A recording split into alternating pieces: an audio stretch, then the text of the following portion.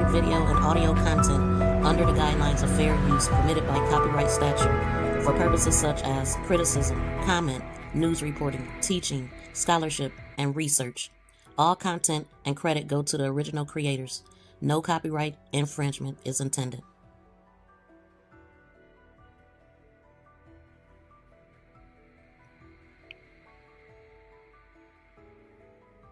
Welcome in, everybody. Welcome to MTGV Crime Podcast, or MTGV Politics, I should say. So today we following up on the government shutdown and looking at where we are today, what's going on in the world. And so the House is expected to vote today on ending a record-long government shutdown. Happy hump day to everybody listening in. As you come in, please smack that thumbs up and subscribe to the channel if you have not. Shout out to everybody in the building and everybody on the replay. Welcome in, Rick Wambard. Long time no see. How you doing? What it do, he says. Thanks for the updates. Yes. Shout out to my BFF in the building. How you feeling on this good hump day? And happy hump day to Thrive and Glow with Joe. Thank you so much, Joe, for all the donations you always send me, the ones I may have missed, the jewels and all of that. I appreciate it. How you doing on this good hump day? So we're going to get started. There's a lot going on. So one of the things, the chambers are set to vote this evening on a Senate-backed bill to reopen the federal government. And shout out to Joe for being a member for 13 months. Thank you so much, Joe. I appreciate your support. And it says the chambers are set to vote this evening on a Senate-backed bill to reopen the federal government. House Speaker Mike Johnson has to sell the package of his razor-thin GOP majority, but he told reporters he's very optimistic. So, we're going to be listening at a bunch of different things. And I'm going to start with the president. I think this was yesterday. Let's see what he's talking about. We got to catch up. What y'all think about that $2K check? Are y'all looking forward to it? Do you think it's coming? And also I got some emails, some Epstein emails we gonna go over. I gotta put those in here right quick. Don't tell Monica. She's a strong leader. She just made television. Okay. Thank you very much, everybody. It's an honor to be here for our friend Sergio Gore. Today, we're thrilled to be in a swearing for the next ambassador to India and special envoy to South and Central Asia, which is a big deal, and Sergio will handle it better than anybody could handle it. So I just want to congratulate Sergio. Come here a minute, Sergio.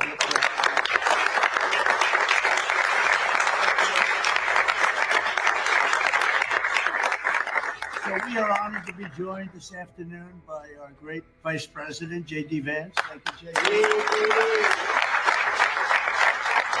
Secretary of State, Marco Rubio. Thank you.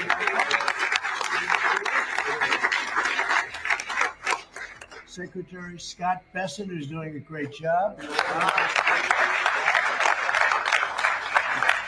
Attorney General Pam Bondi. And U.S. Attorney Janine Pirro.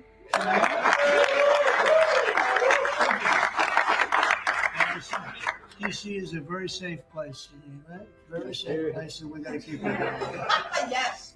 Along with Senators Lindsey Graham, Jim Risch, Tommy Tuberville, and Katie Britt. And I will give you an exemption because, they're supposed to be right now in the Senate. And if you guys want to sneak out, nobody will see you leaving. Do you want to do that, Lindsey, or do you want to stay here? Okay, you sneak out anytime you want. Thank you. We don't want to screw up any votes, do we? Amen. Okay, thank you. Thank you for being here. But we're also very honored to be joined by Mrs. A very special woman who I unfortunately have seen a lot of lately on television for the wrong reasons. A woman who is great, who Charlie said is the greatest of anybody he knew, best friends and best everything, Erica Kirk. So thank you very much.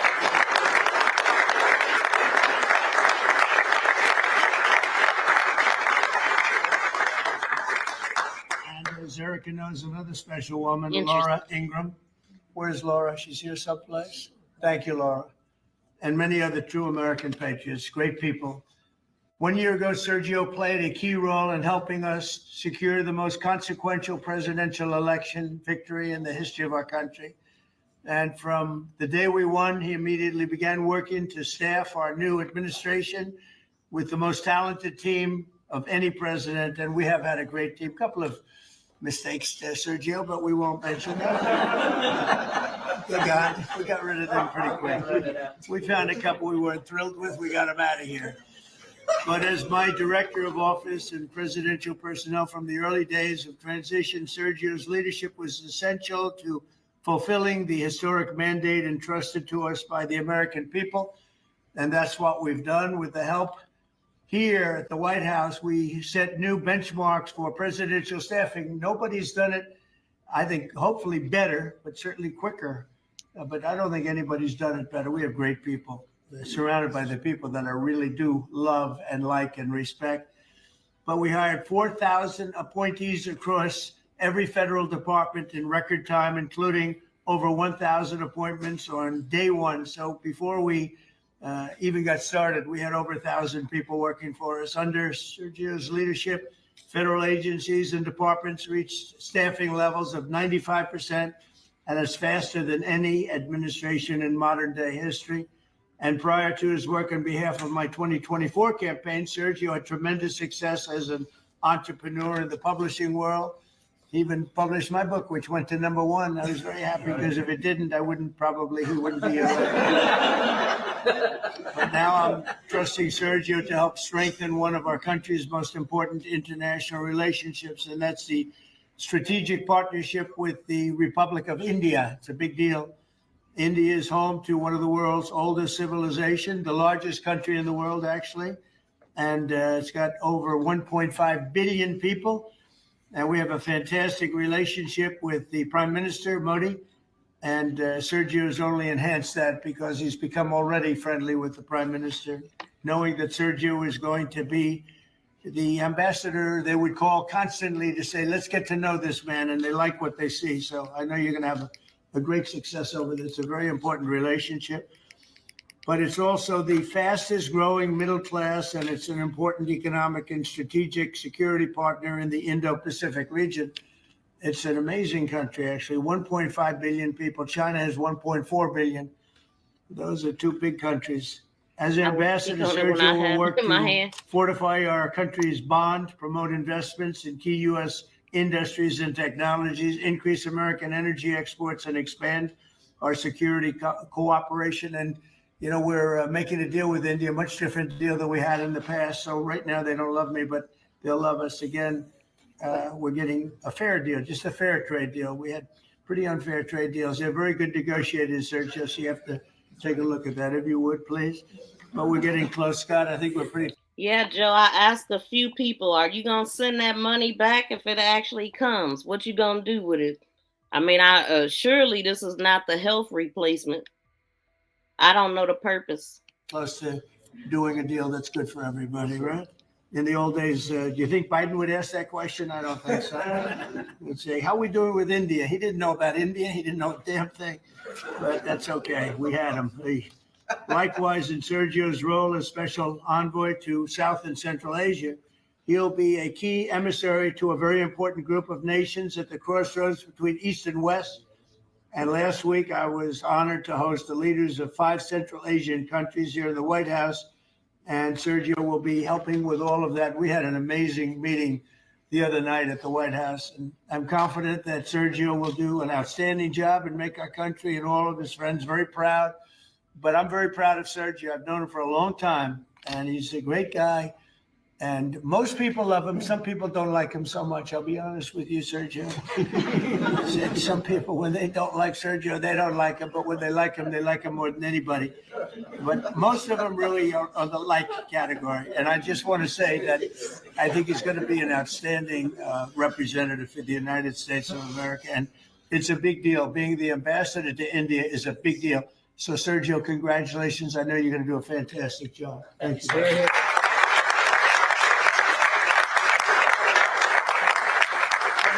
Mr. Vice President, swearing. Okay. Swear him in here. Left hand in, right hand out. Thank you, Judge. I appreciate the assistance. We have such a crowd here, you think we're swearing in a vice president. Okay. Please repeat after me. I, Sergio Gore, I, Sergio Gore, do solemnly swear do solemnly swear that I will support and defend the Constitution of the United States that I will support and defend the Constitution of the United States against all enemies, foreign and domestic, against all enemies, foreign and domestic, that I will bear true faith and allegiance to the same, that I will bear true faith and allegiance to the same, that I take this obligation freely that I take this obligation freely without any mental reservation without any mental reservation or purpose of evasion, or purpose of evasion, and that I will well and faithfully and that I will well and faithfully discharge the duties discharge the duties of the office on which I'm about to enter. of the office of which I'm about to enter. So help you God. So help me God. Congratulations, Mr.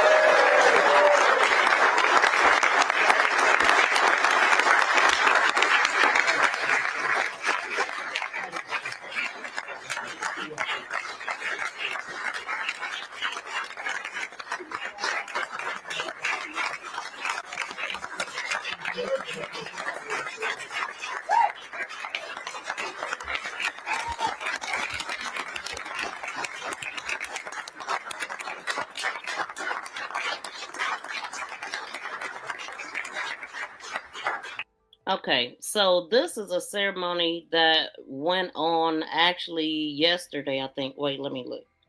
November 10th. And it says President Trump participated in the swearing of in ceremony of ambassador to Republic of India. Trump ain't. Welcome in, Forensics. Please make sure you hit that thumbs up. Yes, please do. Smack that thumbs up, y'all. It's so important. But welcome in, Forensics. How you doing on this good hump day? Shout out to my member in the building. Okay, let's finish this, and then we're going to get to these Epstein emails. But we ain't about to finish this. We're going to listen to a little bit more, see what's going on. Mr. President, this is an honor of a lifetime. I want to thank first you, what you have done for this country before you came back in, the trouble that this country was facing. I mean, frankly, we were screwed. What you have achieved in 10 months has been historic, has surpassed any other presidency. And I fully believe what you will achieve in the next 3 years will never be beaten. So it has been an honor to serve you. I've been at your side for many years. I will continue to be there. And it's just an incredible honor. And I look forward to enhancing the relationship between our two nations. But again, thank you for entrusting me with this position. And I look forward. Why is Charlie Kirk's wife there again?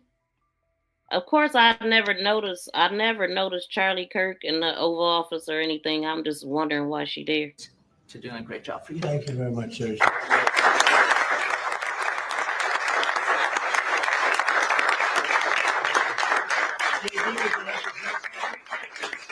Well, thank you, sir. First of all, congratulations, Sergio. You're going to be a great ambassador, a great representative to the country of India, which the president and I both love.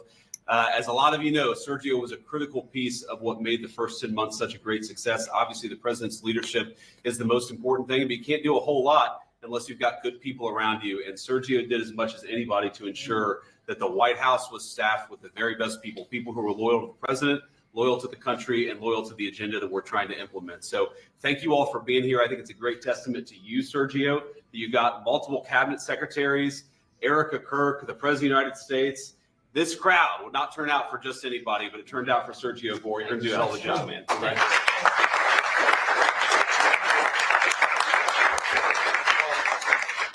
Just to echo what Sergio said, Mr. President, you've done a lot for this country, more than any other president has in such a short period of time. And part of that is putting together a phenomenal team. And I know Sergio was instrumental in helping you achieve that. And so we think he'll do a great job. This is a very impressive collection of people.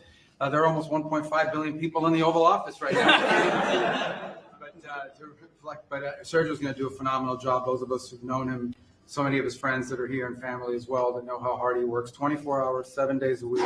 And that's what it takes to work in this administration, because of how much you're pushing our country forward around the world and here at home. And we know Sergio will do a great job. So congratulations, Sergio. You're going to do a phenomenal job.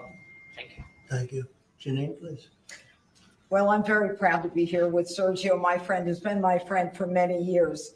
He is someone who is loyal, he is trustworthy, and he works as hard as anyone I know. And Mr. President, there is in this room a group of people who love you, who believe in you, and who are so proud to be in this Oval Office and to be part of this amazing day, because you have changed the course of America. You, and thank you, Sergio, for what you've done. God bless you both. Thank you.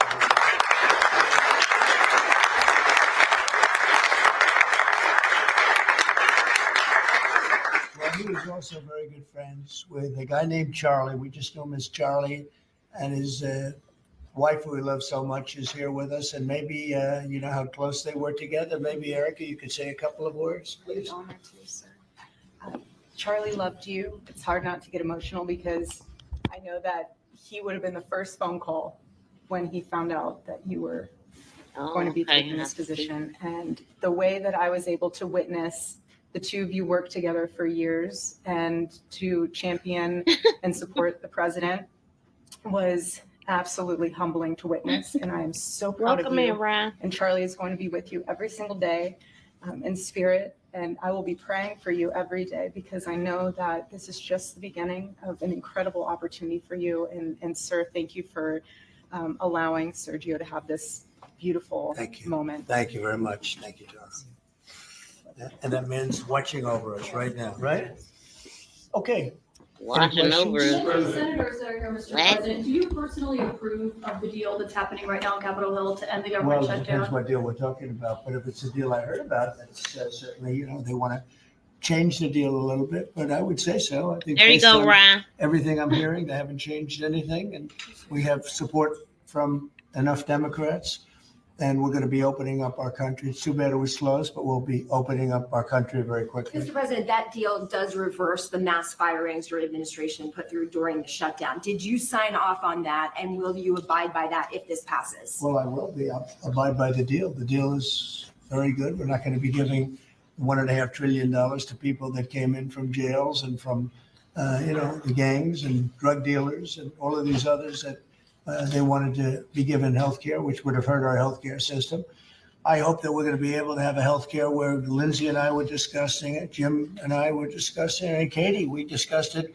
We want a healthcare system where we pay the money to the people instead of the insurance companies. And I tell you, we're going to be working on that very hard over the next short period of time, where the people get the money. We're talking about trillions and trillions of dollars where the people get the money. Yes, please. The Syria president, sir, could you update us on your meeting? Did you come to any agreements? Say it. With the leader of Syria you had earlier, did you come to any agreements today? Well, I had an agreement with him. He's a very strong leader. He comes from a very tough place, and he's a tough guy. I like him. I get along with him. The president, the new president of Syria. And we'll do everything we can to make Syria successful because that's part of the Middle East. We have peace now in the Middle East, first time that anyone can remember that ever happening.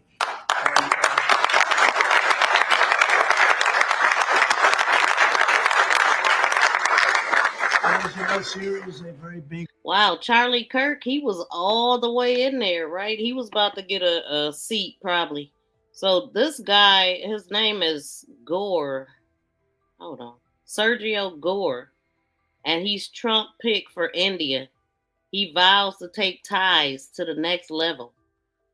It says Ambassador Gore told India today at a reception held in his honor at the Kennedy Center that both President Trump and the Indian Prime Minister, they share remarkable chemistry.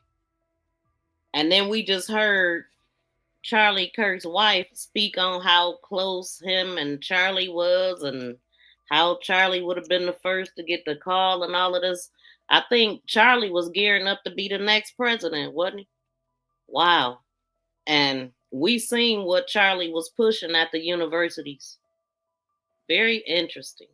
A very big part of the Middle East, very important part. If you look back at Syria for years, they had the doctors, the lawyers, they had so many of the great intellects. It's an amazing place with great people.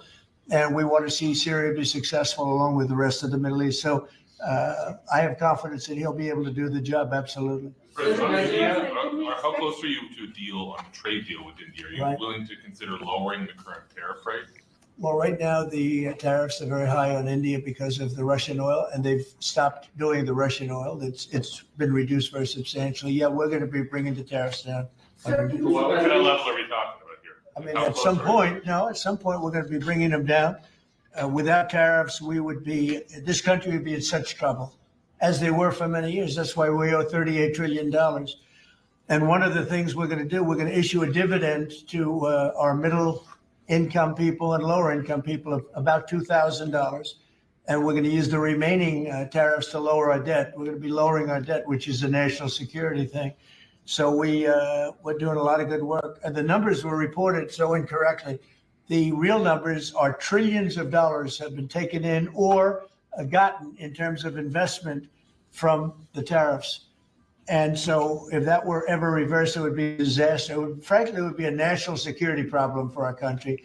And nobody thinks it's going to be reversed. I think we had a very good court case. As you know, it's before the Supreme Court right now. But if that were ever reversed, people are saying, oh, it's $1 billion. Some people said, oh, it's $2 billion. Well, that obviously we can handle very easily.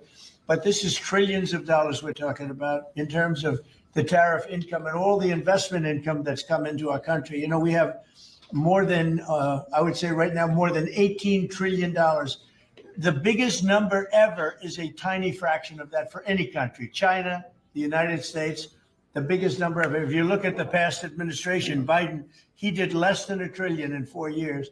We're over 18 trillion. By the time my first year ends, we're going to have over $20 trillion of investment coming into the United States. It's unheard of.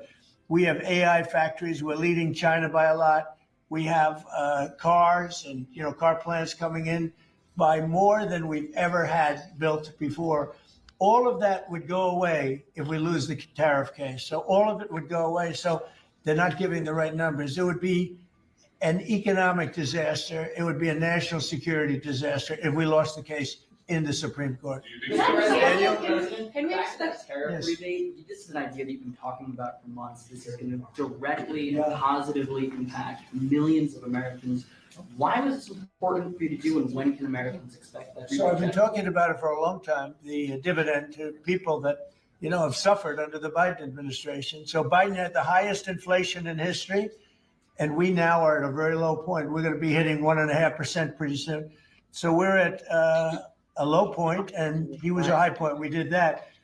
Food prices are way down. It's all coming down. And the biggest All he decrease, does of is course, is lie. energy. And, as goes Or energy, you're the problem. goes everything else. Because when energy comes down, the oil, the electric, but I think you're going to see $2 gasoline or something very close to that. In fact, we're already in the twos, but I think you're going to be seeing very soon $2 gasoline. So we did get some emails today with the Epstein files. Let me show one right quick. Since somebody mentioned, I don't know which one this is. Oh, that's one from Michael Wolff. I think it starts here.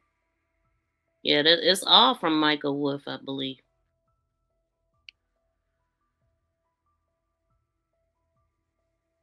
Wait, where's the first one? Is it this one? Yeah, let me go to that right quick. So shout out everybody. Y'all, please smack that thumbs up. Help me out, y'all. Help me out. We want to get to at least 300 thumbs up while we here. Hold on. What the heck? Okay, so this email is coming. It says from G Mac. I don't know who that is. Some type of website, email or something listed. But anyway, it says 4/2. It was sent 4/2/2011 at 7:09 p.m. High priority. I've been thinking about that. Maybe that ain't the okay. I've been thinking about that. And then it says original message. I want you to realize that dog that hasn't barked is Trump. Victim. Spent hours at my house with him. He has never once been mentioned, police chief, etc. I'm 75% sure, or 75% there. And I don't know what they talking about. Hold on, let's go to the next one. Let's go to this one. Okay, this one says Michael Wolf, 12/16/2015 to Jeffrey E. I think you should let him hang himself. If he says he hasn't been on the plane or the house or been to the house, then that gives you a valuable PR and political currency. You can hang him in a way that potentially generates a positive benefit for you. Or if it really looks like he could win, you could save him, generating a debt. Of course, it is possible. It is possible that when asked, he'll say Jeffrey is a great guy and has gotten a raw deal and is a victim of political correctness, which is to be outlawed in a Trump regime. And then it goes on to say on Tuesday, well, it says on Tuesday, December 15, 2015, 11:52 p.m., Jeffrey E. wrote, if we were able to craft an answer for him, what do you think it should be? And then, wait.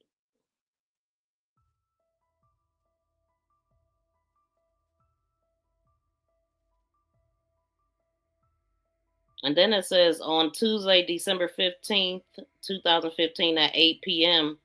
So I guess I'm reading them backwards.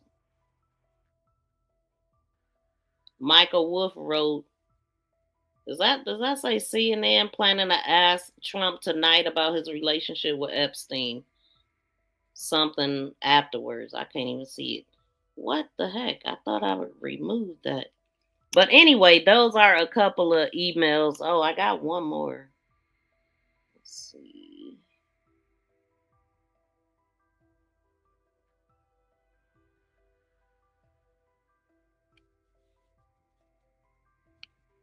Please smack that thumbs up, y'all. I think it is this one. Yes. Let me move this comment.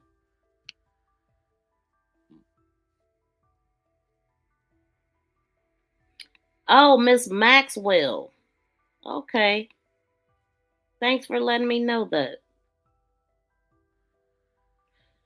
I might not remember now. I go off of the names that I'm looking at.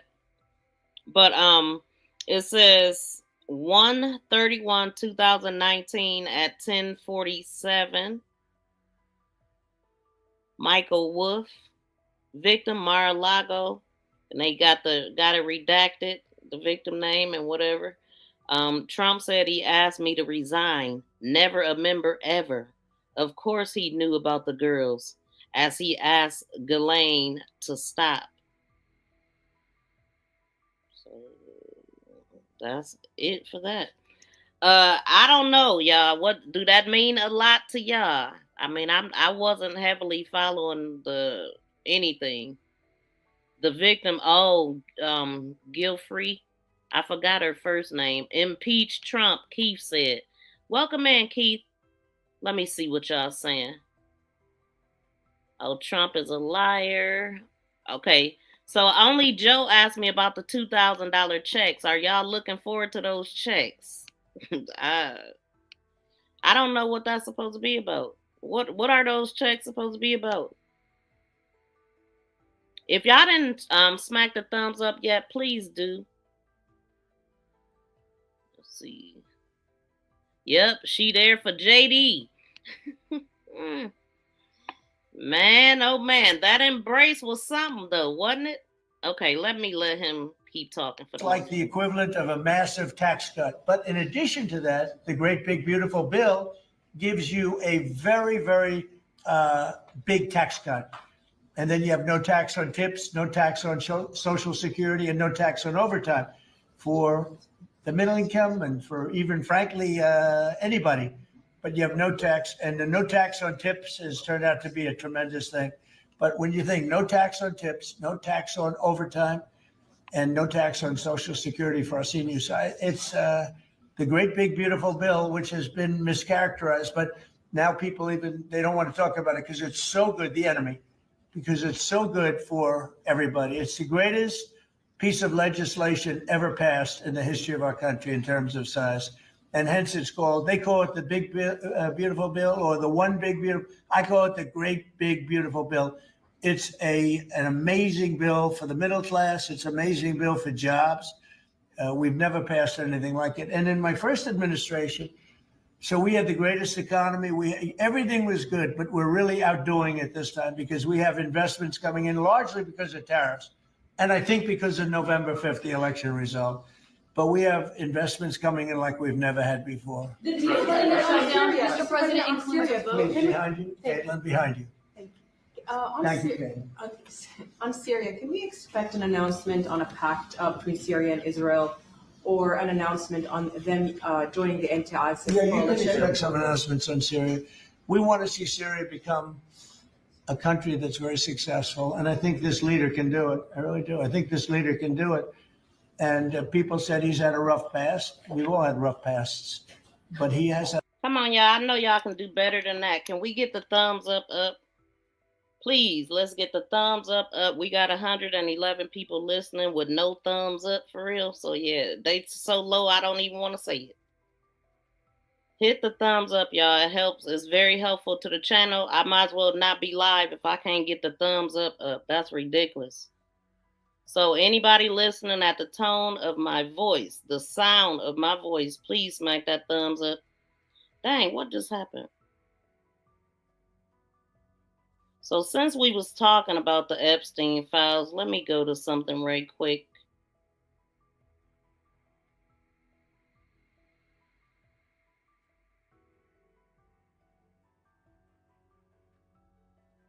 Oh, that one part that I couldn't see, it says, let me go to it right quick.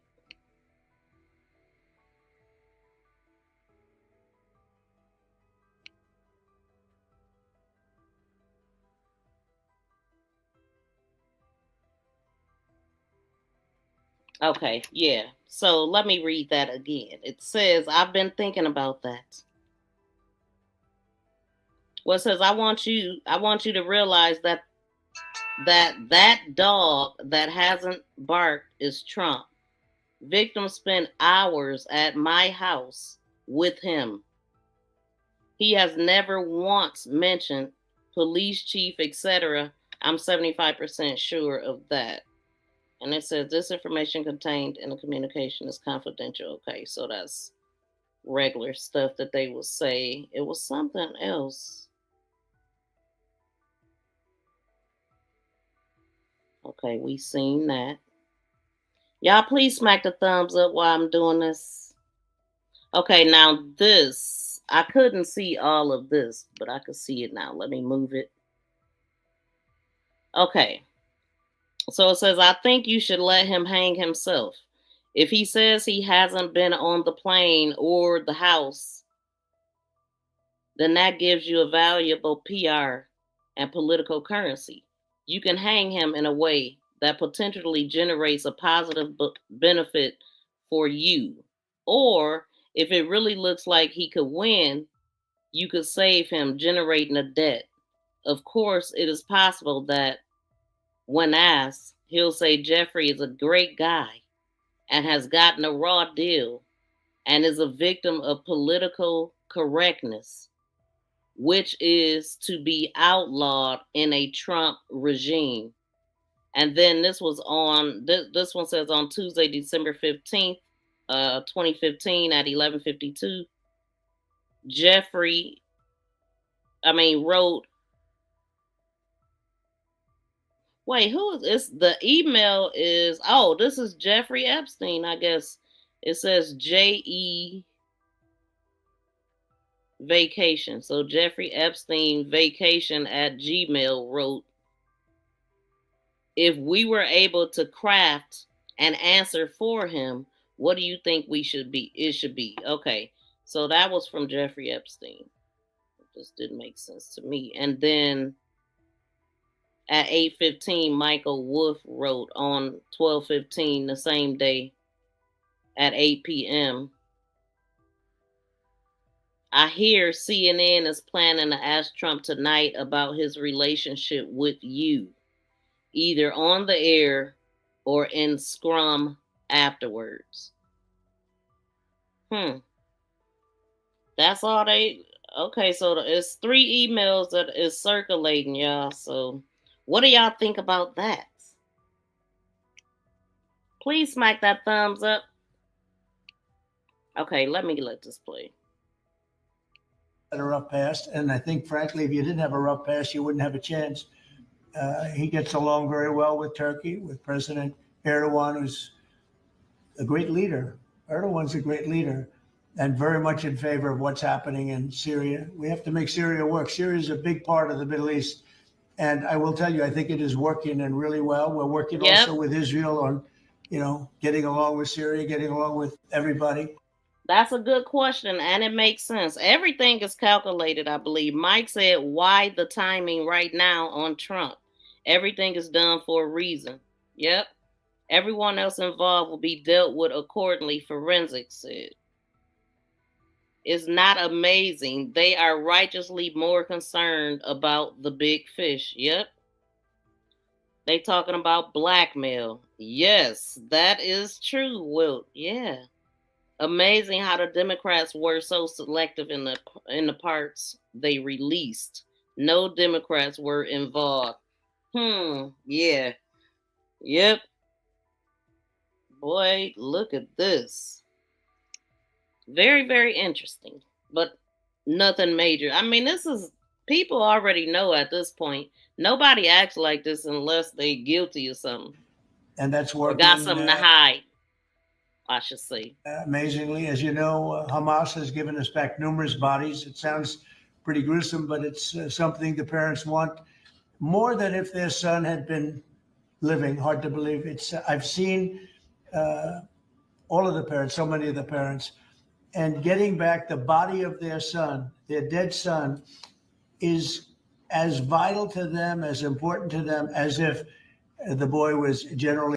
I'm gonna need y'all to hit the thumbs up, man. It's 152 people in here right now. 16 thumbs up, y'all. Come on. Double tap the screen and smack that thumbs up, please.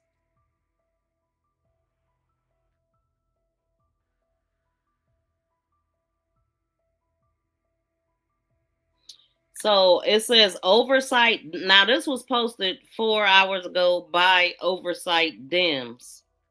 And the emails that I just read, they said Oversight Dems have received new emails from Jeffrey Epstein's estate that raise serious question about Donald Trump and his knowledge of Epstein horrific crimes. This is just ridiculous. Anyway, Kash Patel has done more punish critics of his girlfriend than those who RAP children with Epstein or unalived Kirk. Trump and Epstein are sex traffickers, is what they're saying. I'm going to post this every day so nobody forget about them. This is what people are saying on the net.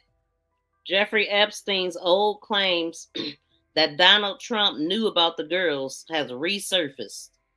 And the internet is buzzing again. So these been on the internet before already? I don't know. I'm just now, following this stuff. Thank you, BFF. It is not hard, y'all, and it's so helpful to the channel. I definitely need y'all to smack that thumbs up. I think we got one person that hit the thumbs up. Gavin Newsom doesn't have a chance in hell of winning. Why you think that, Mike? I don't know. It don't look like Trump is going to be here, is what it's looking like. Yeah, tell him, Wiltz, please. It's not hard, y'all. It's not hard. I'm going to listen at some more of this. We'll listen at some more of this, and then I'm going to go on to see what they did in that Senate hearing. The boy was alive. And as you know, over the last 4 or 5 days, we've gotten a lot of the additional bodies that they said they were going to, they've worked very hard to do that.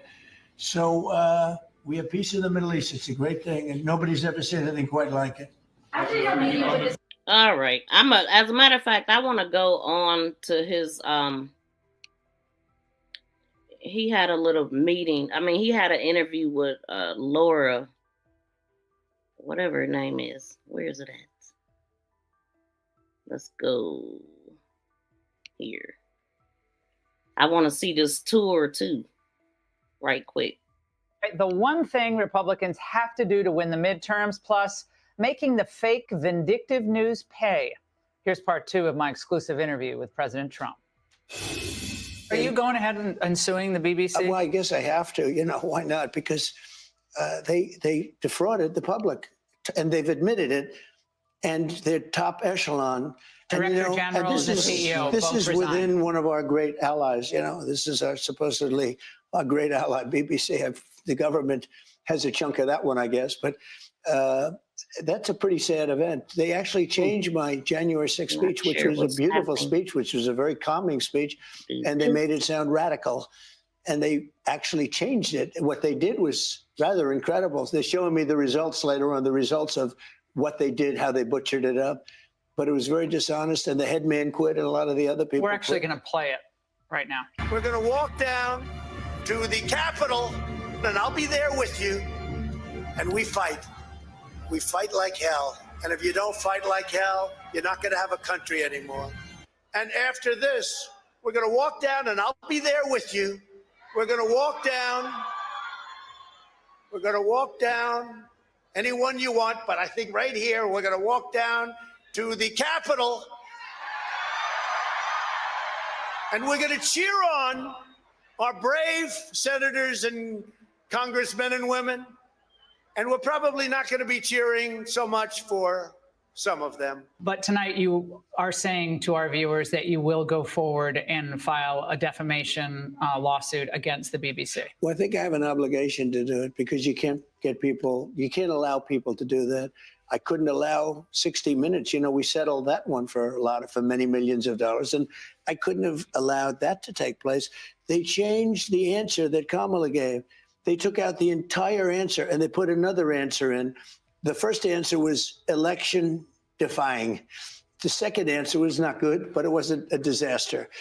And they actually did that. They never did it with me. Which Democrats should Republicans be most worried about going forward in 2028, perhaps? Well, I wouldn't want to say, because that gives that person an immediate boost. It's like when they say, are you going to attack Venezuela? Are you going to attack this one? Are you going to attack? Yeah. I say, I'm not going to tell you whether or not I am. So I don't want to really give you, but I think this, we are doing phenomenally well. This is the greatest economy we've ever had. Their talking points, oh, of course, sorry. By the way, the only thing is beef. Beef coffee is a little high because the ranchers are doing great. Coffee, we're going to lower some tariffs. We're going to have some coffee come in. We're going to take care of all this stuff very quickly, very easily. It's surgical. It's beautiful to watch. But our costs are way lower. Now, Walmart came out with a statement that they do every year for many, many decades. And they said that a Thanksgiving meal costs 25% less this Thanksgiving, coming up, think of that, than it did last Thanksgiving under Sleepy Joe Biden. That's a 25% reduction. I think that's right. And if you remember when I first came in, the first 2 days I had a news conference, eggs, they were hitting me with eggs. Eggs had quadrupled in price. And they're screaming at me. They say, I just got here. I didn't know about eggs. And Brooke Rollins, our agricultural commissioner, secretary, did a great job. And now eggs are what they were. We got eggs down. We get it all down. But our prices is much lower. My eggs was too damn high today. Prices, affordability. That's the new word, affordability. My eggs was like $3.40 today, so that's high. It's less expensive under Trump. $89, $99. And I haven't been here long. 9 months is not a long time. But look at what I've done to energy. Look at the price of gasoline going from $4.50 to $2.50 or $2.70. It's going to be $2 gasoline. People want affordable. Well, the economy is my thing, and we have the greatest economy in history. Are Republicans not selling it enough? Yes, the Republicans don't talk about it. So they need to do a better job on Capitol Hill of the Democrats give false talk, and the Republicans, and I say it all the time, Republicans have to talk about the fact that prices are down. The Walmart thing is very important. When Walmart says a Thanksgiving meal costs 25% less under Trump than under Biden, I mean, to me, that's better than. So Republicans need to spend more time talking about how great the country is and less time complaining about the Democrats? What y'all think about that? How is the economy? How is your grocery bill? Like, I'm definitely seeing a hike in everything. So I'm going to certain stores that don't have those crazy prices. Walmart prices is through the freaking roof. I don't like the way the meat look at all. They steaks is like $40 for one. It's just ridiculous. Then I go to this market and it's like 3 ribeyes for $12. So it just depends on where you shop at. Really. Everybody is not high like that. But for the most part, stuff is high. It is. What y'all think? We have potentially the greatest economy in the history of our country. We have, again, Biden did in just a short period of time. Biden couldn't raise anything. No investment. I think investment went out of our country. I'm now at almost $18 trillion in 9 months. That's the biggest in the history of the world. China's never done it, never done anywhere near that. And all that money is coming in. It's investment. It's building auto plants. It's building AI plants. So by the way, we're leading China by a lot on AI. We have potentially the greatest, already it is, but we have, when these things open up, there's never going to be a country like what we have right now. And does that mean the Republicans have to talk about it, Laura. And does that mean the H-1B visa thing will not be a big priority for your administration? Because if you want to raise wages for American workers, you can't flood the country with. Can I get y'all to double tap the screen to get to the thumbs up? We got 19 thumbs up with 130. I don't know how many. 134 on one, 144. I'm looking at another.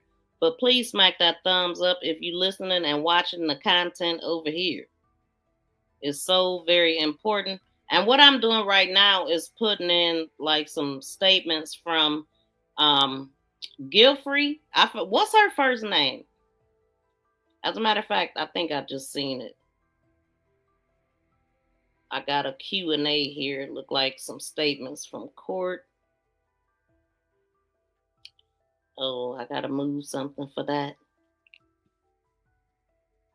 These are the people that voted, the 8 Democrats that voted to open the government back up.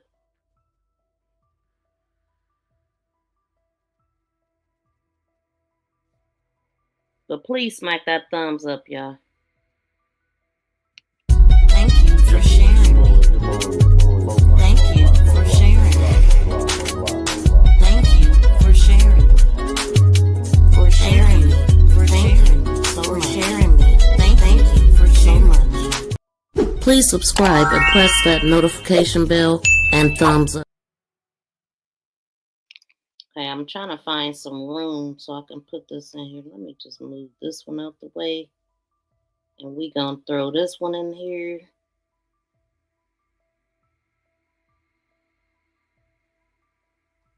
Okay, so there that goes. Let me move this out the way.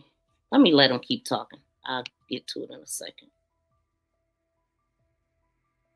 Tens of thousands or hundreds of thousands of foreign workers. You also do have to bring in talent. When we have plenty of talented people here. No, you don't. We don't have talented people here? No, you don't have. You don't have certain talents, and people have to learn. You can't take people off an unemployment line and say, I'm going to put you into a factory. So we don't have talented people in America. And basically they were talking about Chinese students coming over and all of that. I'm kind of confused on that. Let's go back. Apply like an unemployment line and say, I'm going to put you into a factory. We're going to make missiles, or I'm going to put. How did we ever do it before? Well, I'll give you an example. In Georgia, people often unemployment. No, you don't have certain talents, and people have to learn. You can't take people off an unemployment line and say, I'm going to put you into a factory. We're going to make missiles, or I'm going to put. How did we ever do it before? Well, I'll give you an example. In Georgia, they raided because they wanted illegal immigrants out. They had people from South Korea that made batteries all their lives. You know, making batteries are very complicated. It's not an easy thing and very dangerous. A lot of explosions, a lot of problems. They had like 500 or 600 people, early stages, to make batteries and to teach people how to do it. Well, they wanted them to get out of the country. You're going to need that, Laura. I mean, I know you and I disagree on this. You can't just say a country's coming in, going to invest $10 billion to build a plant and going to take people off an unemployment line who haven't worked in 5 years, and they're going to start making missiles. It doesn't work that way. Hey, Sean Hannity here. Her name hey, is click here Virginia. to subscribe to Fox News YouTube page and catch our hottest interviews and most compelling so we analysis. Watched it after all. Okay, so her name is Virginia Gilfrey, right? All right, so let me pull that up right quick. Wait, let me do this first. As I give y'all a few minutes to smack that thumbs up, I greatly appreciate the people that are hitting that thumbs up. I want to see this tour of the White House. Hold on. Hello. We're going to do that right quick.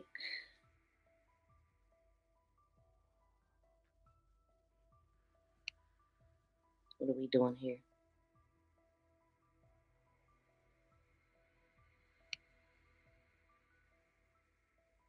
I don't like the changes they've made here. So annoying. What is going on? Why is it not? Okay. Let's. This one is what I was trying to pull up. Okay. So it says here, Jeffrey Epstein's presence with one another. Jeffrey Epstein's presence with one another. The answer is no. Question: what is the basis of your statement that Donald Trump is a good friend of Jeffrey's? Answer: Jeffrey told me that Donald Trump is a good friend of his. Question: but you never observed them together? Answer: no. Not that I can actually remember. And I can't see because the arrow is over it, not off the top of my head. No. Question: when did Donald Trump flirt with you? Answer: he didn't. That's what's inaccurate. Question: did you ever see Donald Trump at Jeffrey's home? Answer: not that I can remember. What? Question: on his island? No, not that I can remember. In New Mexico? No, not that I can remember. In New York? Not that I can remember. All right. If you could turn to the second page and read through those, let me know if any of those are inaccurate. Just put a check by them, and then we'll come back. Okay. And she says, okay. And this says Virginia Gilfrey, Volume 2, 11/14/2016. That's what that says. So what do y'all think about that? Can we get some more thumbs up in the building? BS, Wilt said. Right. What the heck are we? I mean, this woman is no longer here. What are we talking about? I'm a little confused. These is some lies. Right, BFF. Right. How does one just lie so much? Can you be so rich? I mean, can you be so rich you actually don't know how much things are up? Yeah, that's true. They are disconnected. Just like all of the travel issues that's going on right now, they flying private jets. They not affected by anything that's going on, and a lot of them. I mean, they don't go to the grocery store themselves. They don't cook for themselves. I'm sure. Like, yeah. And these are people that probably don't look at price tags, or do they? Because rich people is more frugal when it comes to paying people. I heard. Now let's look at all this money. Hello. Fancy seeing you So here. nice to see you. Last time we saw you, you took us in the briefing room. You just finished a briefing, and now you're coming out. Yes, it was my 45th White House press briefing. Wow. Yeah, that's great. amazing. Well, the last time we were here with you, you had kind of just started in this position. Yeah. And we talked a lot about how it would be to balance being a mom to a 1-year-old, traveling around the world, being White House press secretary. How's it been going? How have you been managing it? It's been amazing. It has been a crazy, fast-paced, fun, a little bit challenging 10 months being a mom to a toddler as well. But I love my job. We're having so much fun. And as you know, the president literally doesn't stop. So it's a 24/7 job around here, and we're always working. I have an amazing staff, and I just love everyone that we work with. We really have such an amazing team. All of us as colleagues, we really are friends, and we spend so much time together, and the president's having fun too. So it's been a blast. Well, you got a new office since did. the last time we saw you. So maybe we can walk towards your office. Let's and do it. We'll talk about it. And you guys here at the White House have also talked about the fact that you're calling this first 9 months the greatest 9 months in the history of the presidency. So I think a lot of us can already see why you say that, but give us your highlights. Give us what you feel like has been the top stuff that you guys have done around here. Yeah, I mean, I just talked about this at the briefing because today really marks 1 year since the November 5th election, and 80 million people voted to elect President Trump. And so he has had such a remarkable 9 months. I mean, we came in here on day one. I'll never forget Inauguration Day. There were 50 executive orders stacked on his Resolute desk, and he was just signing and talking to the press. And we have not slowed down since that day. Like, it has been all gas, no brakes. And he's delivered on all his promises: tax cuts, securing the border, no men in women's sports, getting DEI out of the government and the military. Look at our economy. Biden inflation is over. Gas prices have hit a record low over the last 4 years. So it's really remarkable the results he's been able to achieve in such short time. And it's crazy to think we still have 3 years to go. It's amazing to think we have 3 years to go, bringing peace around the world, so many great things, not just for America, but for the entire world. Yeah. And here we are in your new world. Yes. This is your new office. What I think is great from this office, Caroline, is you can actually see out there where all the press lines up on what you guys call Pebble Beach, That's right? right, yeah. Do you check them out and see who's looking like they're trying to get tough? Oh, every yeah. day? I can see the vultures. They just gather out there. And, we have so many amazing spokespeople for the administration. We have Stephen Miller out there a lot, Kevin Hassett, the president's whole team. They go on TV, and then the press just lunge at them, like asking questions. So when I see a crowd building, I know someone's about to go out there and have a little spicy time with the press. So that's always fun to witness. This is officially the longest government shutdown America has ever seen. We know the president has talked about the Republicans invoking the nuclear option, as he calls it, eliminating the filibuster. Why did he feel like this was the time that it was that important to do something like that? President is 100% right about this, and he wants Republicans to get tough and get smart. And we know that if Democrats, God forbid, are ever given the keys back to power in Washington, D.C., they will end the filibuster. 49 of them in their party already voted to do it. The only reason it got held up is because 2 voted against, and those 2 are no longer here. They got run out of town by radical leftists who have totally taken over the party. So the president is saying we have 3 years of me in the Oval Office to do everything the American people want us to do. Let's take advantage of this historic opportunity, get rid of the filibuster now before the Democrats can do it, and pack the Supreme Court, make Puerto Rico and Washington, D.C. states, and all of these other radical ideas that they want to implement. It's the right strategy, and it's based on reality. And the current opposition to the Republican Party is truly the most radical left party we've ever had. What is it that they're standing on the Democrat side of the aisle? Why is it they say they will not open up the government and vote to fund it? Because they want to play games with Donald Trump. And they're trying to put the blame on him. And it's not working, by the way. And he's calling on Democrats to vote for the clean CR to get the government open. And the Democrats have no message on this. They've totally lost the plot. And now you look at the grave consequences of what is happening. We have airports that are facing significant delays as we head into the busiest travel season of the year. You have our military who weren't getting paid. They only are because President Trump bent over backwards to find a legal avenue to get them their paychecks. And you have 500,000 federal workers who are going without pay. We still have staff on our communications team here at the White House who are furloughed and who haven't been to work in 35 days. They are begging us to please come back. And the Democrats are holding our entire country hostage. It's really pitiful to see.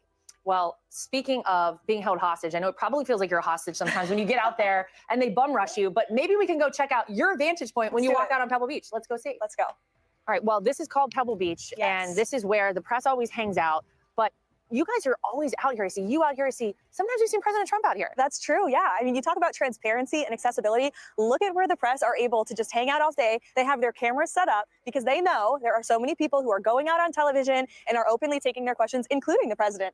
In fact, one day he was walking Tiger Woods out from a meeting and he came out and all the press were here and voila, he ended up in a little gaggle with them. Amazing. If it were Joe Biden, he would have run back and hid, but not President Trump.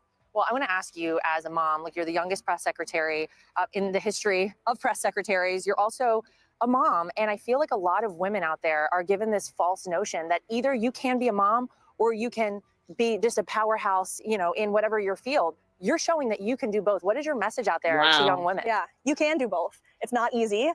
It's difficult, and you have to be good at prioritizing your time. And you know, you have to have a really good spouse. Everybody affected. You have the best husband ever, and he's so helpful. But you just have to focus on your job and focus on your family all at once, and just really make those your two priorities in life because it's all you have time for when you're a working mom. But in so many ways, having a son has, I think, made me better in this job because it really grounds you and it keeps you very focused on what's most important in life. And that ultimately, of course, is being. I've never seen anybody do a tour, but of course I've just been following this stuff this year. But I also seen Trump walking around with somebody, so I'm gonna go to that too while we here. Let's look. But why I haven't stopped though, let's talk about for a second. The Treasury Scott Bessent details Trump's 2000 tariff rebate for families under 100,000. Let's see. So it says U.S. Treasury Scott Bessent.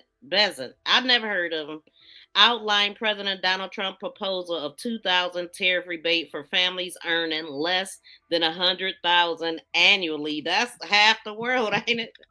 Annually during a Fox News interview on Monday, describing it has one option under discussion to return tariff revenues to Americans.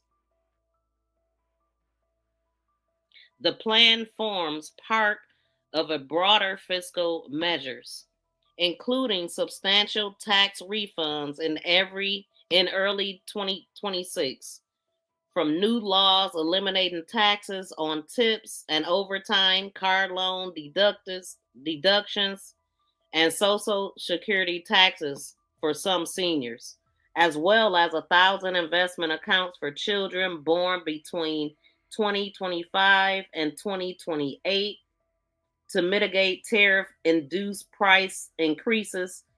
The administration intends to cut duties on imports like coffee and bananas to reduce consumer costs. I don't buy coffee or bananas, so that ain't gonna do nothing about my costs right now. But anyway, let's see. Why is this doing this? Let's see, what is this him? Yeah, this the guy right here, Scott Bessent. $100,000. Have you decided that that's the most financially responsible thing to do? Well, there are a lot of options here. The president's talking about a $2,000 rebate, and that would be for families making less than, say, $100,000. Have you decided on that yet? We haven't. We haven't. It's in discussion. But the other thing to think about, Brian, is that what we did with the tax bill is actually financing the president's no tax and tips over time. Social Security and the big refunds you're going to see are a result of that. So that's another payment to the American people. And then the other thing you're going to see. He said they ain't decide on it yet. Ain't nobody getting a dime. in the middle of the year are these Trump accounts. Every child born retroactively to January 1 for the next 3 years is going to get $1,000. Release the tapes. That's going to be invested in the U.S. stock market. So that's another $1,000 for working families. So yes, that's Man, anyway, get out of here.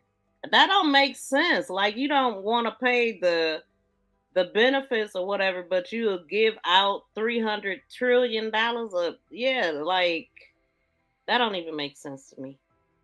I don't think it's coming, y'all. I don't think it is, but we just talking about it.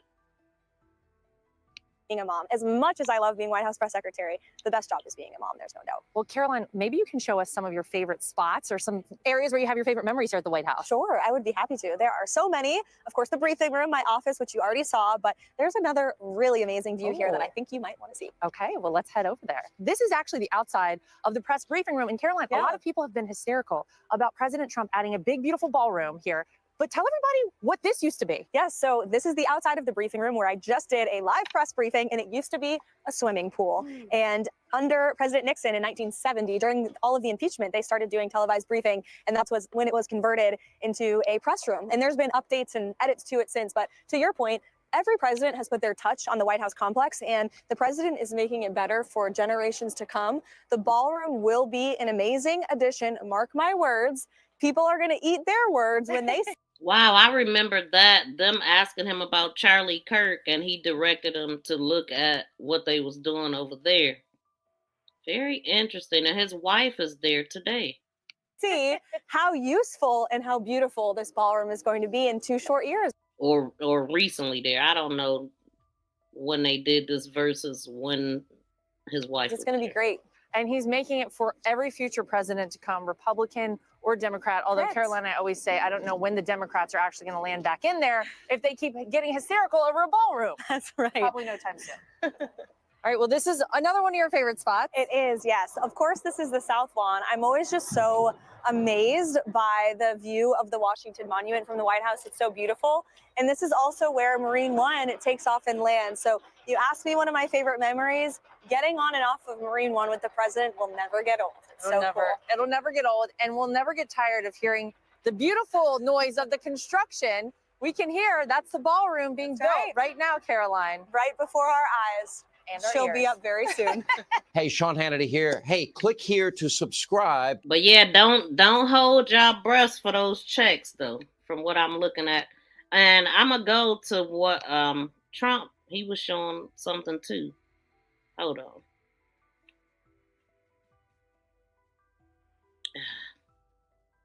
Give me 1 second. While I do this, y'all, please smack that thumbs up. Thank you for sharing me. Thank you for sharing me. Thank you for sharing me. For sharing me. For sharing me. For sharing me. Thank you for so much.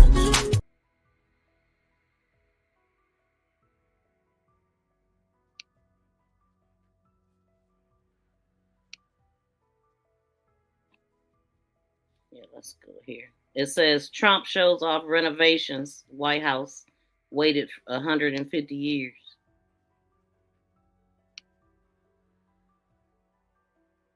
All right, we made a lot of news with this interview, and once it wrapped, the president was gracious enough to give us an exclusive tour of the new White House renovations. Now, it was starting to get dark, it was late in the day, but we still got a good sense of how things will look, including the new ballroom. Now, warning, Democrat heads will explode in 3, 2, 1. The new ballroom will go from here to there, and it'll seat a proper number of people, and the White House will finally have, after 150 years, the ballroom that they wanted. You know what? They've waited 150 years, and the public is paying for nothing. The public is paying for absolutely nothing. It's all being done by donors. All the way over there, it'll be beautiful. One of the most beautiful in the world. Come on. Okay. You know, a lot of people don't know that. They don't say that there's no cost. That's some woman.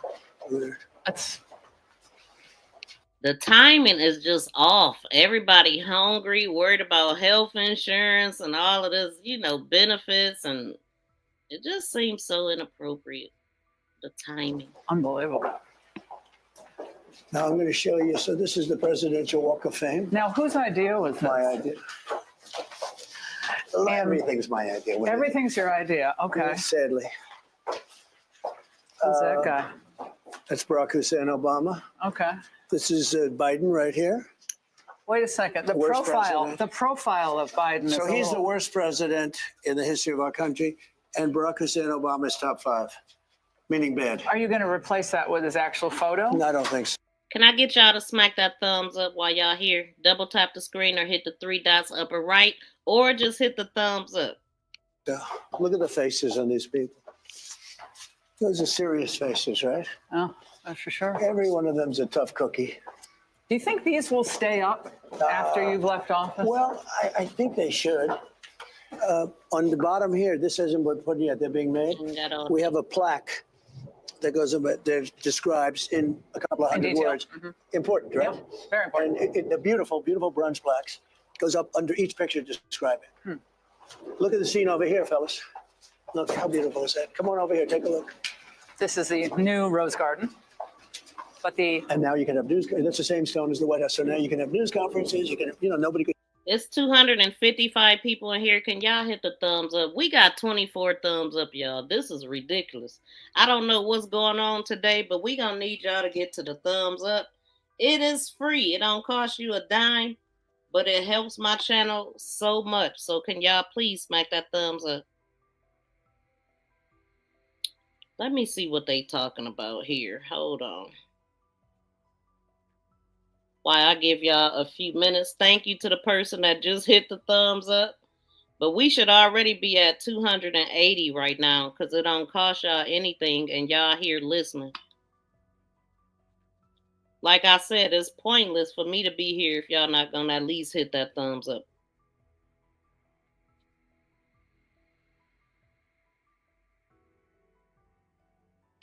Let me see what they saying about Epstein. Let's see what the latest. House Democrats released new Epstein emails referencing Trump. So this is what we are looking at. SE offender Jeffrey Epstein referred to Donald Trump as dog that hasn't barked. So that was Epstein when I was reading that. And told his former companion, Ghislaine Maxwell, that an alleged victim has spent hours at his house. Okay, so that was Epstein speaking, okay, with Trump, according to the email correspondence released on Wednesday. So this is fresh off the press, okay? Y'all getting fresh off the press information and won't even hit the dang on like button. All of this stuff is happening in real time. Released Wednesday by Democrats on the House Committee on Oversight and Government Reform. So somebody said, I wanted you to realize, in the email it says, I wanted you to realize that that dog that hasn't barked is Trump. Epstein wrote in a typo-riddled message to Maxwell in April of 2011. Victim spent hours at his house with him. He has never once been mentioned. I have been thinking about that, Maxwell replied. Okay, so I'm glad that we're looking at this. So that email exchange, which came just weeks after a British newspaper published a series of stories about Epstein, Maxwell, and their powerful associates. One of 3 released by the Democrats from a batch of more than 23,000 documents the committee recently received from Epstein's estate. This is in response to a subpoena. So the names of the alleged victims, other personally identifying information were redacted from the messages. The other newly released email exchanges are between Epstein and Michael Wolff, author Michael Wolff, who has written 4 books chronicling the Trump presidency. Okay, so he write about Trump. Okay, Wolff has said he spoke to Epstein at length about Trump during his reporting of the book. So, and this is where he says, I hear CNN is planning to ask Trump tonight about his relationship with you, either on air or in scrum afterwards. Wolff wrote to Epstein in December of 2015, 6 months later after Trump had officially entered the race for the White House. That's crazy. If we were to craft an answer for him, what do you think it would be? Epstein replied. I think you should let him hang himself. Wolff replied the next day. If he says he hasn't been on the plane or the house, then that gives you a valuable PR or political currency. You can hang him in a way that potentially generates a positive benefit for you. Or if it really looks like he could win, you could save him, generating a debt, of course. It is possible that when he asked, he'll say Jeffrey is a great guy and has gotten a raw deal and is a victim of political correctness, which is to be outlawed in the Trump regime. The third message exchange between Epstein and Wolff while Trump was well into his first presidency term, which was in January of 2019. It appears to touch on the topic of whether Trump had banned Epstein from the membership of Mar-a-Lago years earlier. Trump asked me to resign.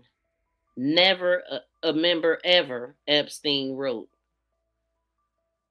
Of course he knew about the girls, as he asked Ghislaine to stop. So the full context of these email exchanges is not clear from the portions released by the committee, which I didn't know what the heck was going on. But this make a little bit more sense reading this, but it's all BS, okay? It's all BS. Anyway, Wolff is on a phone interview on Wednesday. He said of the 2015 exchange that he couldn't remember the specific emails or the context, but I was in an in-depth conversation with Epstein at the time about his relationship with Donald Trump. So I think this reflects that.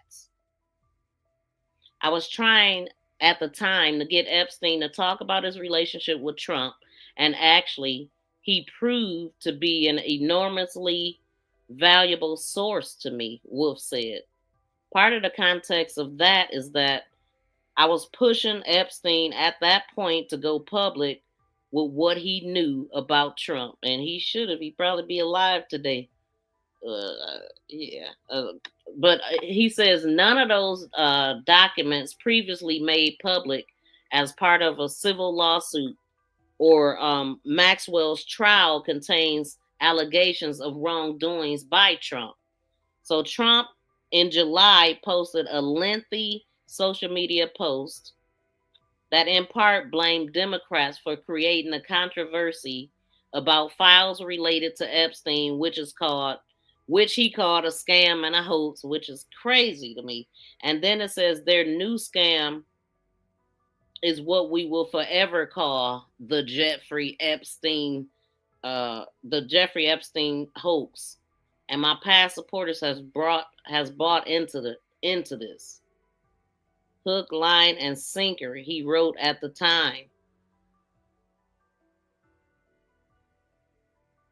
And then Republicans on Wednesdays claimed Democrats were selectively choosing documents to generate clickbait, and then they're withholding other documents that name Democrat officials. Okay. And then Republican says they're still reviewing the documents related to Jeffrey Epstein to protect potential victims. They called on Democrats to stop publicizing investigations. Democrats continue to clearly cherry pick documents to generate clickbait that is not grounded in the facts, a White House oversight majority spokesperson said. And then the spokesperson added that the Jeffrey Epstein Estates has produced over 20,000 pages of documents on Thursday. Yet Democrats are once again intentionally withholding records that name Democrat officials. Man, this is just gonna forever be some mess. Like forever, a fight. A fight and never release nothing. Just release everything. Trump will pardon Maxwell soon. I believe it. They moved her already. Talked to her, made her comfortable. I believe it. I definitely believe that. Simping for a PDF is weird AF. Man. Wow. Trump is king. Smack the thumbs up, please, Sean, and no spamming. That is President Trump for real. He is not a scourge. The Obama, Biden, and Harris Biden administration thoroughly weaponized the DOJ, FBI, CIA. What the heck? Welcome in. Please smack the thumbs up. All right, let's finish getting this tour because I ain't got that much more time. Sand in the mud. Where did you get the stone? Different places. Different places? Yeah. Why But was I'll show you. And this article This is the equivalent of what I do with the ballroom. The article that I was reading is coming from ABC News. I built many ballrooms and many buildings, and that's my greatest strength. Actually, might as well do this. So this room was in terrible shape. This was done by Jackie Kennedy, Onassis, then Jackie Kennedy, I hope. And she took this area. It's called the Palm Court. And here we had one by one little tiles that were all broken, cheap, out of a box. The walls weren't good. We took it, I restored it. I put in new chandeliers. They had lanterns that were terrible. I remember this room. Yeah, it was a nothing room. Yeah. It was an embarrassment. And there was a seat, a bench right underneath there. Yeah. To come to the Oval Office, you had to go through this room. It was an embarrassment, okay? And I took it down and rebuilt it. Same as she had it, but at a much higher level. And take a look at the floor. Take a look at the marble. So this is called. It is really pretty. Statuary marble. But look at the book ending. Look at the book match. Look how it matches. That's tough to do. No, it's very tough. You don't get it. If it's an eighth of an inch off, it's no good. Is that brass? The brass? That's a brass, 2 brass strips. But even if you look at the air conditioner vent, it's book matched. Oh, yeah. Look at that. Who can do that? I can do that because I know that, it's even available that you could do that. Very few people can do it. So you take a vent that's supposed to be a piece of aluminum or steel. And the marble man said, I said, do you think you could book match your vent? He said, yeah, look at the other one over there, book match. But look at the quality of that job. Where do you think you developed the attention to architectural detail? Like, at what age did you start realizing that's what you could do? Yeah, I was involved with my father in building and all this stuff. And my father was a builder. So as a little boy, I'd be sitting there playing with blocks, I guess. And my father would be on the phone, and I'd be listening, I guess. All righty. So I'm seeing that MAGA is mad at Trump. I guess what it says, Trump defends H-1B visa in Fox interview amid MAGA backlash. So President Donald Trump defends the H-1B visa program during a Friday night Fox interview with Laura, arguing that the U.S. lacks domestic talent for specialized high-tech roles in battery manufacturing and missile production. His remark, which contrasted with his 2016 campaign criticism of the program, drew sharp rebukes from MAGA influencers like Matt Walsh, I don't know none of these people, Kevin Sorbo, who accused him of undermining America First priorities by prioritizing foreign workers. So administration officials, including Treasury Secretary Scott Bessent and DHS Secretary Kristi Noem, classified that the approach involving temporary visas to train American workers before requiring experts to return home amid ongoing debates over the program's 85,000 annual cap and its impact on U.S. wages. What the heck is going on here?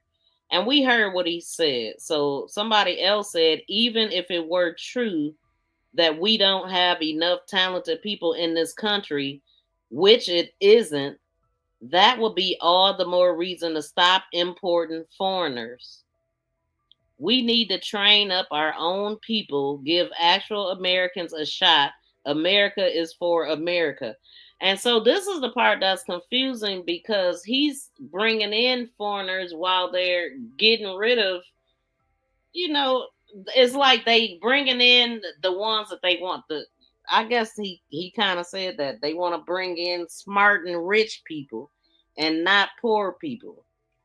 Anyway, but let's hear what he said again. To build a plant, and there's never going to be a country like what we have right now. And does that mean Republicans have to talk about it? And does that mean the H-1B visa thing will not be a big priority for your administration? Because if you want to raise wages for American workers, you can't flood the country with tens of thousands or hundreds of thousands of foreign workers. You also do have to bring in talent. We have plenty of talented people here. No, you don't. We don't have talented people here. No, you don't have. You don't have certain talents, and people have to learn.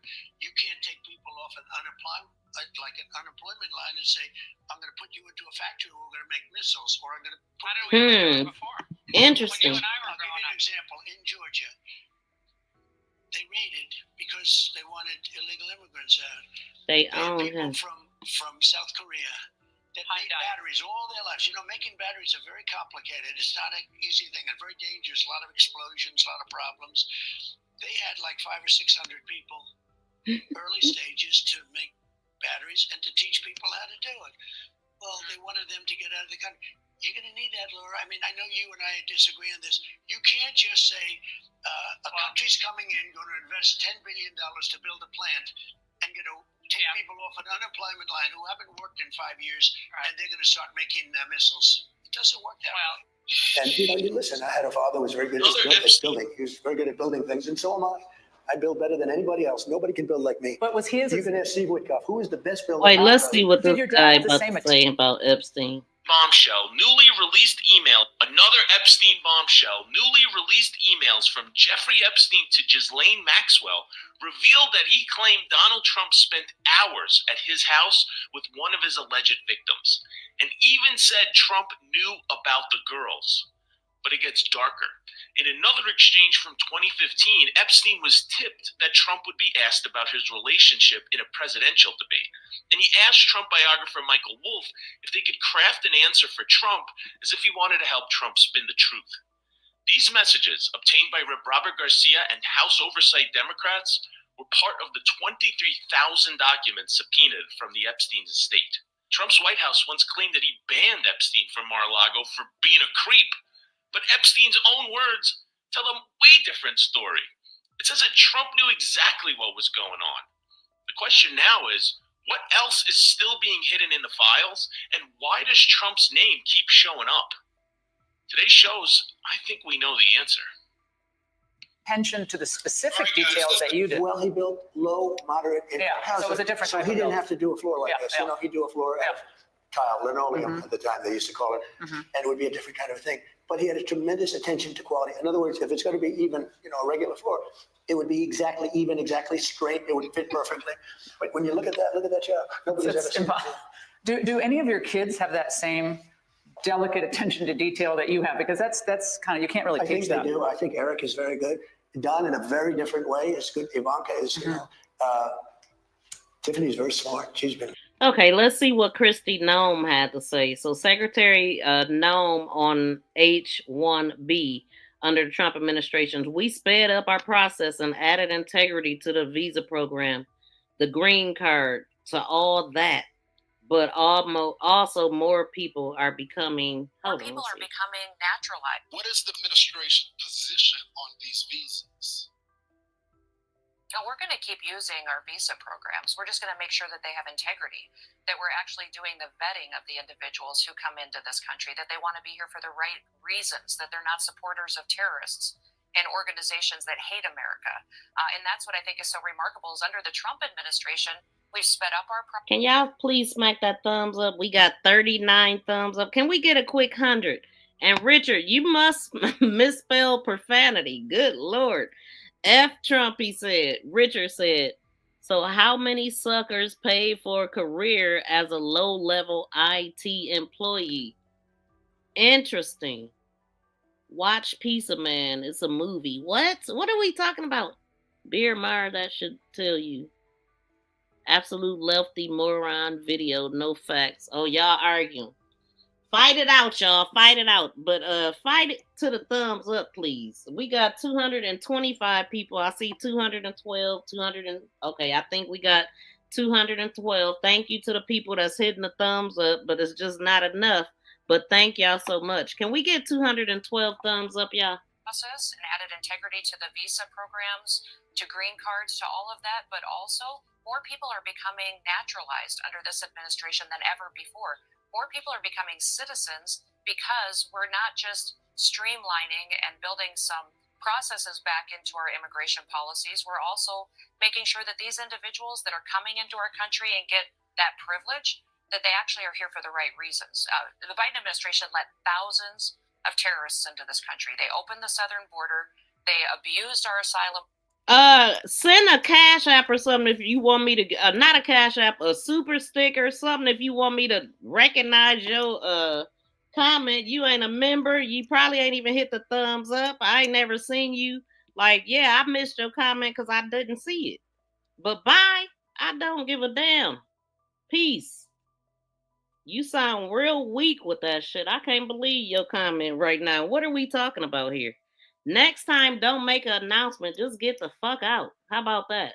Programs abused our protected The hell are we talking about? Programs, and we Your fixed all of dumbass. it. It's remarkable what President Trump has done, and it's because he's a great leader. Thank you. Yeah, you retracted it. Yeah.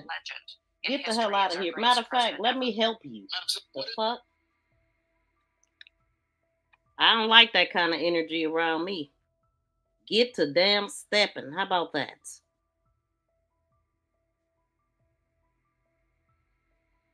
And the president's point here is, we can't snap our fingers and say, there's 20, 30 years we have offshore precision manufacturing jobs. And the president's point here these people done lost their mind. We can't snap our fingers and say, you're going to learn how to build ships overnight. We want to bring semiconductor industry back to the U.S. There are going to be big facilities in Arizona. So I think the president's vision here is to bring in overseas workers where these jobs went. Who have skills. Who have the skills, 3, 5, 7 years to train the U.S. workers, then they can go home, the U.S. workers fully take over. So that's crazy. crazy. Do you understand the concern that people have? Hey, an American can have that job. Why you give it to a guy from But an American can't have that job. So it's specific skills. Because we haven't built ships in the U.S. for years. We haven't built semiconductors. So this idea of overseas partners coming in, teaching American workers, then returning home, that's a home run. Gotcha. Mr. Secretary, thanks so much. She was a great student, always a great student. They're all great students. Actually, they're all great students. And I think Barron's going to be tremendous at that. Yeah, he's very meticulous. Is he here? I guess we ain't going to get through this tour. But wait a minute. What did he just say? Democrats twist Epstein emails. Donald Trump was the FBI whistleblower who turned him in. What? Hold on.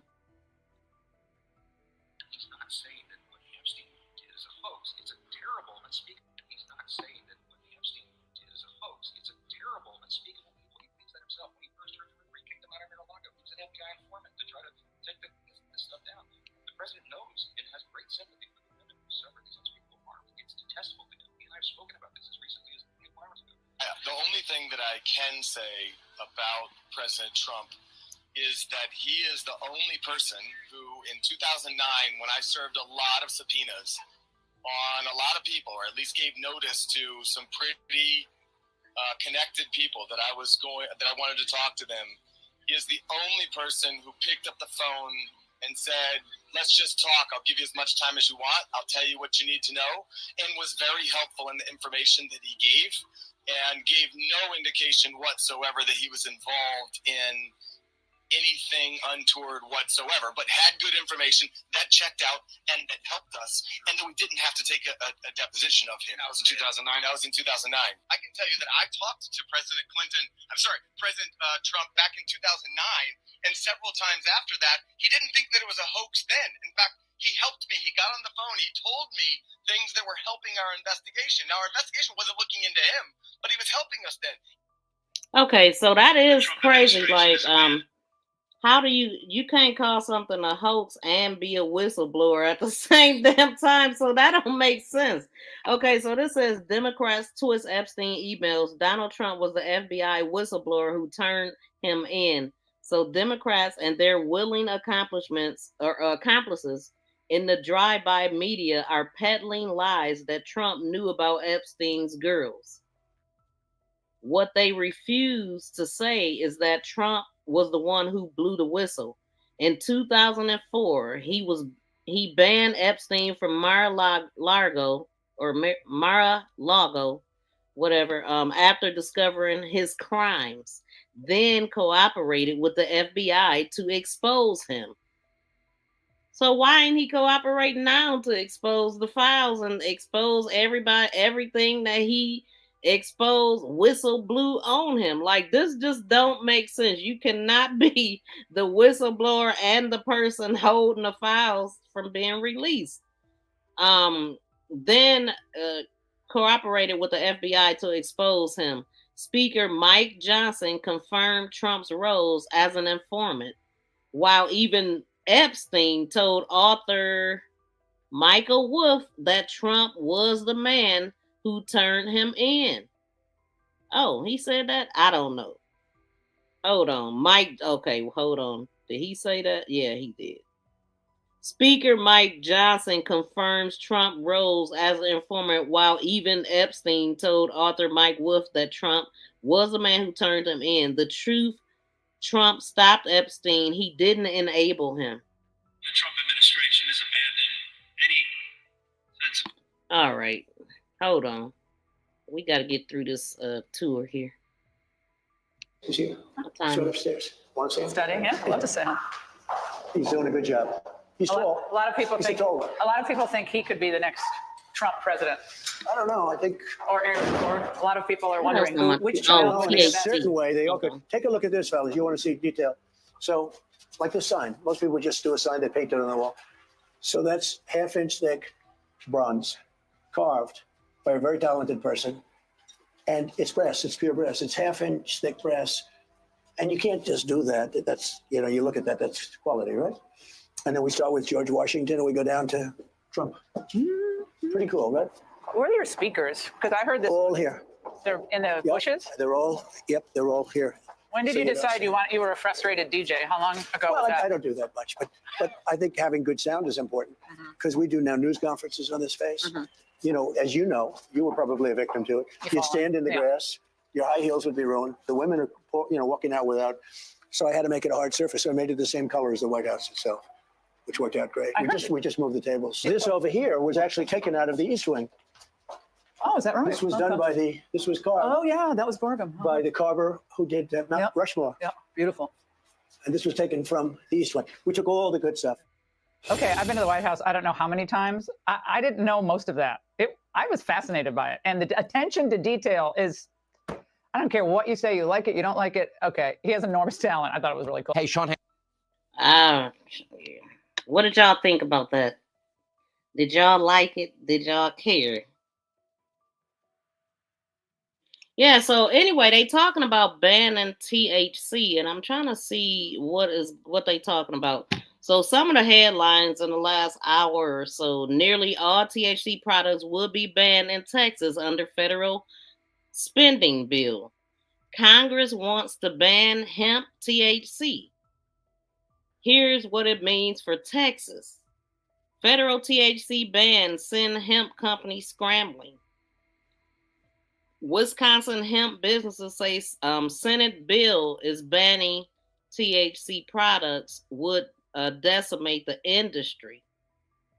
THC ban and spending bill sparks outlash in Texas.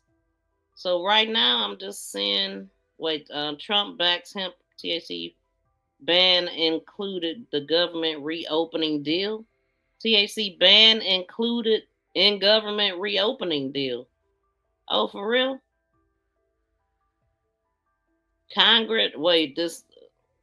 Congressional deal would ban many hemp products while expanding. Hold on, this one is called marijuana moments. So maybe they know a little bit more. Newly released spending legislation negotiated by congressional leaders would federally recriminalize many hemp-derived products. It also excludes provisions previously passed by the House and the Senate that would have allowed departments of veterans awareness. No, VA. Department of Veteran Affairs, the VA, Department of VA, doctors to begin issuing medical marijuana recommendations to their patients. The new measure is enacted into the law, would ban certain hemp products that were legalized under the 2018 Farm Bill, signed into law by Donald Trump, his first term. So the negotiated bill prevents the unregulated sale of intoxicating hemp-based or hemp-derived products, including Delta 8, from being sold online in gas stations and corner stores. Oh, I heard this before. Somebody told me that they was talking about that. So you won't be able to buy vapes in stores anymore, is what I heard.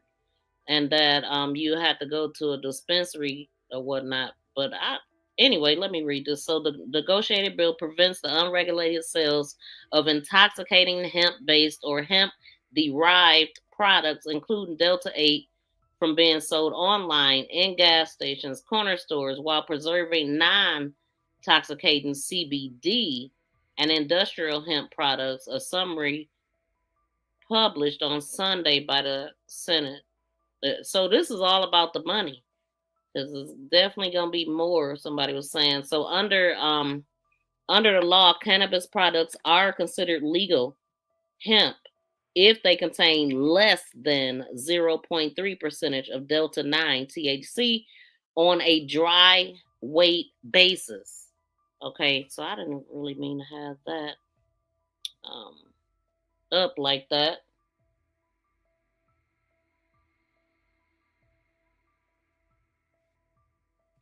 Thank you for sharing. Thank you for sharing. Thank you for sharing. For sharing. For sharing. For sharing. Thank you for so much.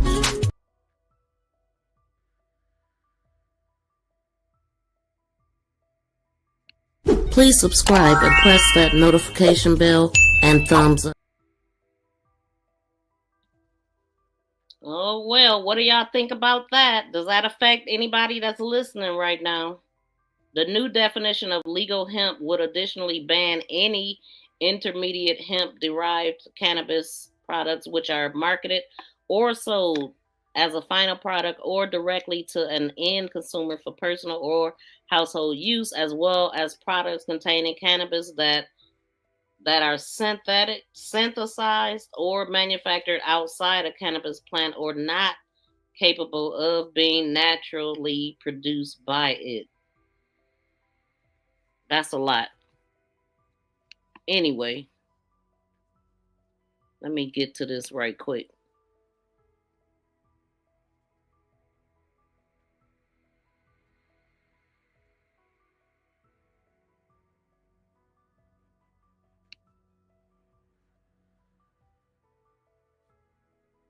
Authorized to declare recess at any time. Today, the Rules Committee is convening to end, finally, the Democrat-induced Chuck Schumer-sponsored shutdown. It has been over 40 days since we last sat in this room when Republicans advanced their responsible, nonpartisan, clean CR, and all but one Democrat voted to shut the government down. The amount of wild rhetoric we've heard from Democrats ever since they shut the government down is astounding. They have bent over backwards and contorted themselves to such a degree that they've deluded themselves into believing that they're somehow doing right by the American people. But don't take my So word it looks for like this was like last night into today. Listen to what Democrats in the Senate who voted to reopen the government are saying about the absurd position that their own party has taken. Senator John Fetterman, it should have never come to this. This was a failure. Senator Catherine Cortez Masto, I've consistently voted against shutting down the government because I know the pain it is causing working families. And Minority Whip Dick Durbin, I cannot accept a strategy which wages political battle at the expense of my neighbor's paycheck or the food for his children. The Democrat government shutdown that has lasted over 40 days did not have to happen. It did not have to be this way. Our work in service to the American people did not have to be interrupted. Service members, Capitol Police, air traffic controllers, and countless others did not have to miss their paychecks. SNAP benefits did not have to lapse unnecessarily. Airports around the nation did not have to scale back their operating statuses and leave millions of travelers in a lurch. The list goes on and on. Now we'll be voting on another iteration of the CR that does not contain any of the hostage demand that Democrats made. So all that bluster and showboarding for over 40 days on their part led to a big fat nothing. So forensics, are you saying that you're for the ban? Burger, and they're walking away empty-handed. As the ranking member once said during a debate on the floor this year, Speaking of wow, that, let me what go. a victory. I anticipate we'll hear a lot of lecturing and blame cast at Republicans for everything under the sun today. We'll hear a lot of bottled up angst with a lot of exclamation points and raised voices to boot, directed at the president too, not surprising. What we won't hear from our colleagues across the aisle today is they're taking ownership of the chaos they've unleashed upon the nation. We won't hear them apologize to the American people for gaslighting them incessantly. And we won't hear an admission that the only reason they shut down the government is to cover up for a policy failure that they themselves concocted and stamped an end date on. But it's a new day, and maybe they'll have a change of heart, see the light, and come clean. We'll just have to wait and see. With that, I now yield to the ranking member, Mr. McGovern, for any comments he wishes to make. Well, hello, Madam Chair. Welcome back. Hello. Long time no see. I hardly recognize you guys. Where the hell have you been? It's good to see you back on back in the Capitol building. We've been looking everywhere for you guys. I mean, seriously, we were worried. We actually started handing out missing person posters.